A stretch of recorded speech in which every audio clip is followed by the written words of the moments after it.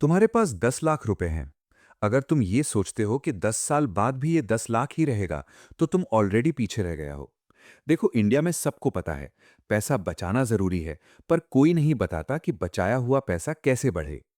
FD में डाल दिया, सेविंग्स अकाउंट में पड़ा रहने दिया, या सोचा जब ज्यादा होगा तब इन्वेस्ट करूंगा।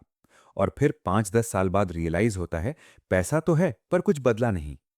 अगर तुम्हें क्लियर समझ आया कि कंपाउंडिंग एक्चुअली कैसे काम करती है, इंडिया के कॉन्टेक्स्ट में, रियल नंबर्स के साथ, तो तुम्हारा पैसा खुद तुम्हारे लिए काम करेगा, क्वाइटली, कंसिस्टेंटली।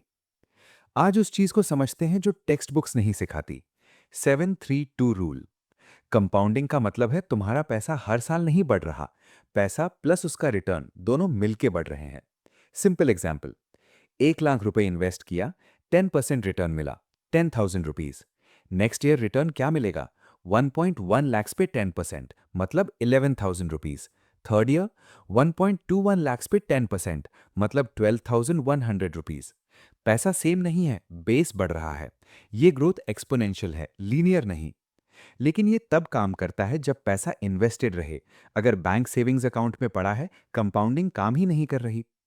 ये एक सिंपल मेंटल मॉडल है जो बताता है 7 ईयर्स में पैसा डबल होता है अगर रिटर्न 10% एनुअल है। 3 ईयर्स में पैसा 1.5x हो जाता है, मतलब 50% बढ़ जाता है। 2 ईयर्स में पैसा 1.2x हो जाता है, मतलब 20% ग्रोथ। ये रूल अप्रॉक्सीमेट है, लेकिन प्लानिंग के लिए बहुत यूजफुल है।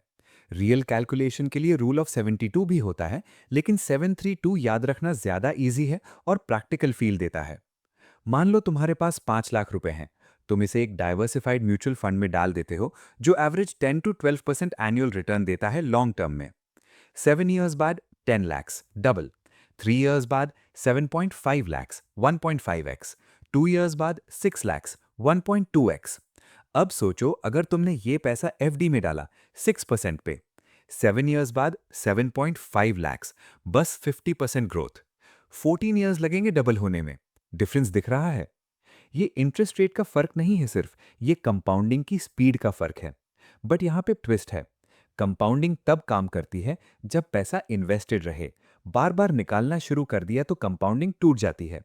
टाइम मिले, 1-2 ईयर्स में मिरेकल नहीं होती। पेशेंस जरूरी है। कंसिस्टेंसी हो। मंथली एसआईपी बेटर है देन एक बार लमसम डाल के भूल जाना। अगर तुमने 50,000 रुपए इन्वेस्ट किया और 6 महीने बाद अर्जेंट जरूरत आ गई, निकाल लिया, कंपाउंडिंग रीस्टार्ट। इसलिए इमरजेंसी फंड अलग होना चाहिए, इन्वेस्टमेंट अलग। अगर तुम 25-30 ईयर्स के हो और अभी शुरू कर रहे हो, मंथली 5,000 रुपीज एसआईपी स्टार्ट करो एक इंडेक्स फंड या डाइवर्सिफाइड इक्विटी म्यूचुअल फंड में।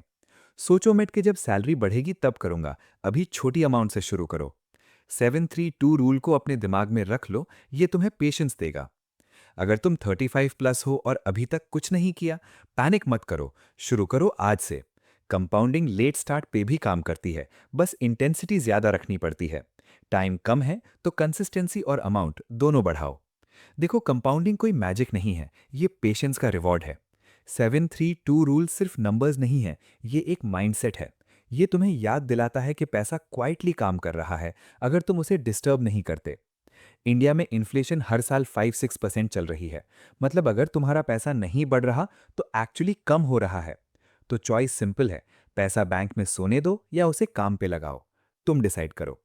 अगर ये समझ आई तो एक बार चैनल को चेक कर लेना। और हाँ, अगली बार जब कोई बोले पैसा इन्वेस्ट करना रिस्की है, उन्हें 7-3-2 रूल याद दिलाना। मिलते हैं नेक्स्ट वीडियो में। Take care.